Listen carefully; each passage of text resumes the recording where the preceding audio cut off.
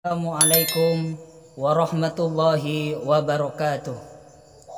Asyhadu an la ilaha illallah wa asyhadu anna Muhammadar Rasulullah.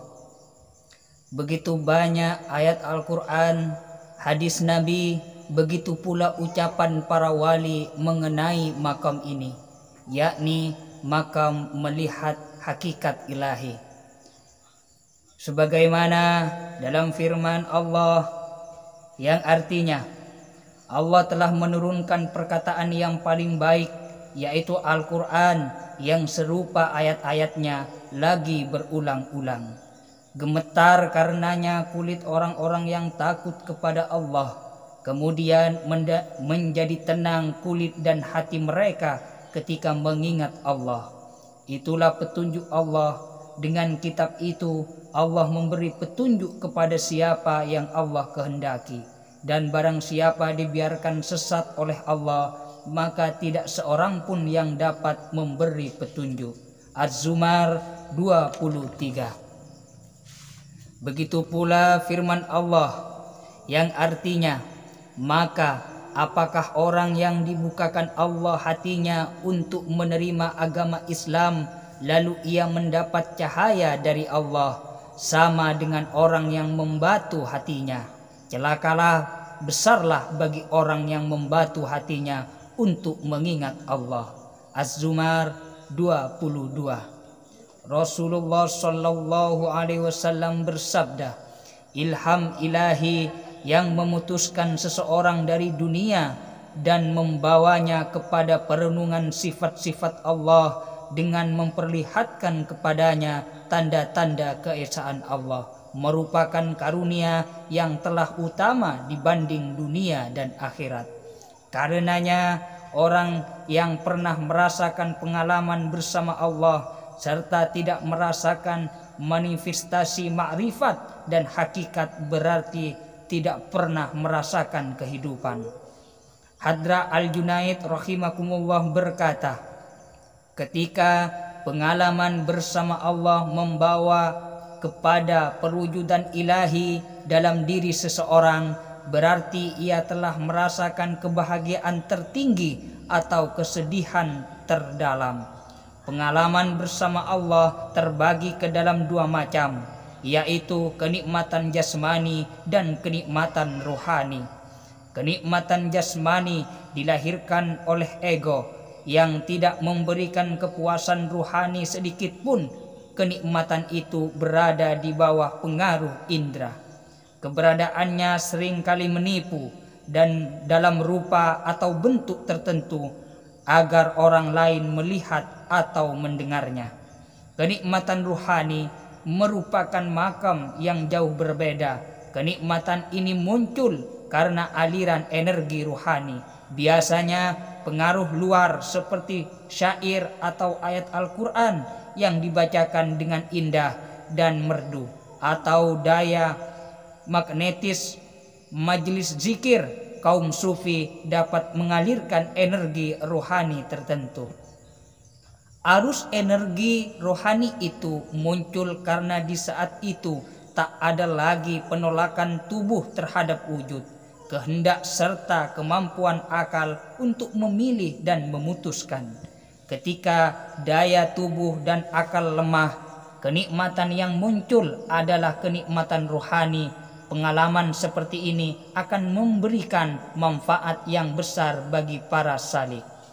Allah Subhanahu wa ta'ala berfirman yang artinya, karena itu sampaikanlah berita gembira kepada hamba-hambaku yang mendengarkan perkataan lalu mengikuti yang terbaik di antaranya.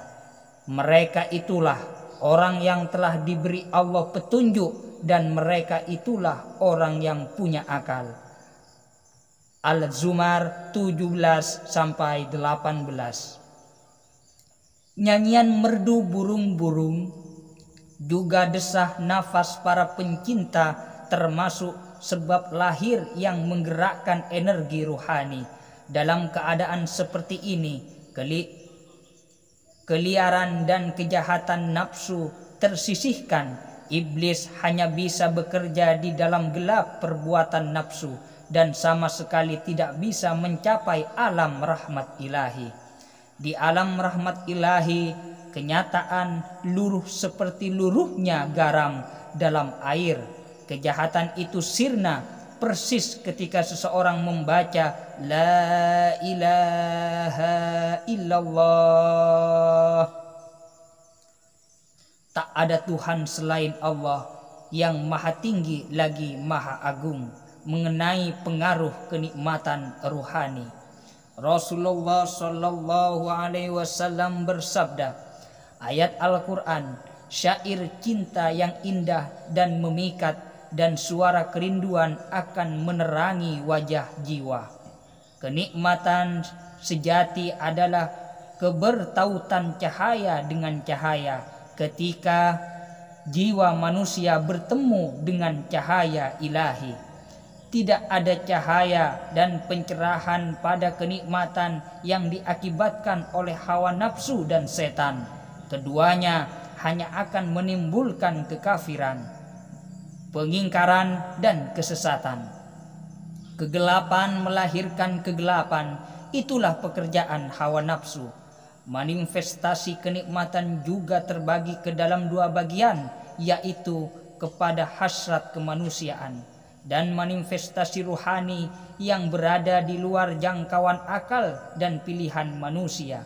Pada jenis yang pertama, tanda-tanda kenikmatan mungkin terlihat dengan jelas. Misalnya, seseorang merasakan kenikmatan ini akan bergemetar dan atau berdesah meski tak ada rasa sakit pada tubuh. Sedangkan pada jenis yang kedua, mungkin terlihat ada perubahan pada tubuh seseorang. Namun perubahan ini tidak disengaja. Perubahan itu didorong oleh keadaan batinnya. Jenis yang kedua ini semata-mata disebabkan oleh daya ruhani yang tak mampu dicegah oleh seseorang. Dalam keadaan ini, jiwa menundukkan raga. Mungkin ia tampak gemetar hebat seperti dilanda demam. Seseorang tidak mungkin menahan untuk tidak bergemetar karena ia tak punya daya untuk mengatasi manifestasi lahir ini. Kekuatan arus energi ruhani akan mengalahkan kehendak akal dan raga. Itulah kenikmatan sejati dan bersifat ruhaniah. Kenikmatan ruhani semacam ini yang dihasilkan berkat kedekatan kepada Allah dalam ibadah seseorang hamba merupakan media untuk menarik dan memikat hati mereka agar semakin dekat kepadanya. Inilah makanan para pencinta Allah yang memberi mereka kekuatan untuk menempuh perjalanan berat menemukan hakikat. Rasulullah Shallallahu Alaihi Wasallam bersabda, ibadah khusyuk para pecinta Allah dan gemetarnya tubuh mereka adalah ibadah wajib bagi sebagian orang dan sunnah bagi sebagian yang lain. Bahkan kemurtatan bagi sebagian orang lainnya. Wajib bagi orang sempurna, sunnah bagi para pencinta, dan murtad bagi orang yang lalai. Orang yang tidak menyukai para pencinta Allah, syair yang disenandungkan pujangga, musim semi beserta warna dan keharuman bunganya, begitu juga kemerduan suara seruling adalah orang yang sakit. Orang lalai yang tidak mungkin merasakan kenikmatan rohani dan orang yang tidak menyukai keindahan adalah orang sakit yang takkan menemukan obat bagi penyakitnya. Mereka lebih rendah daripada burung dan binatang buas serta lebih hina daripada kedelai, karena hewan-hewan itu masih bisa merasakan kesenangan pada waktu-waktu tertentu. Ketika Nabi Daud alaihi salam bernyanyi, semua burung berkumpul di dekatnya untuk mendengarkan kemerduan suaranya. Rasulullah Shallallahu Alaihi Wasallam bersabda, orang yang tidak pernah merasa khusyuk berarti tidak memiliki rasa agamanya. Ada 10 tingkatan kehusyukan, sebagian di antaranya tampak dengan tanda-tanda yang jelas sebagai sebagiannya lagi tersembunyi dan tak dapat ditemukan oleh orang lain. Misalnya zikir batin kepada Allah atau membaca Al-Quran di dalam hati. Tetesan air mata karena penyesalan yang mendalam, rasa takut kepada azab Allah, rasa rindu dan sedih, rasa malu karena lalai pucatnya wajah seseorang, atau roda ketakjuban karena keindahan yang muncul di dalam dan di sekitar dirinya. Begitu juga terbakarnya seseorang dalam kerinduan kepada Allah dan terbagai keadaan lainnya yang tak terlukiskan kata-kata merupakan tanda-tanda kehusukan. Terima kasih. Inilah penjelasan singkat dari kitab Silul Asrar karya Syekh Abdul Qadir Jailani karamallahu wajhah. Assalamualaikum warahmatullahi wabarakatuh.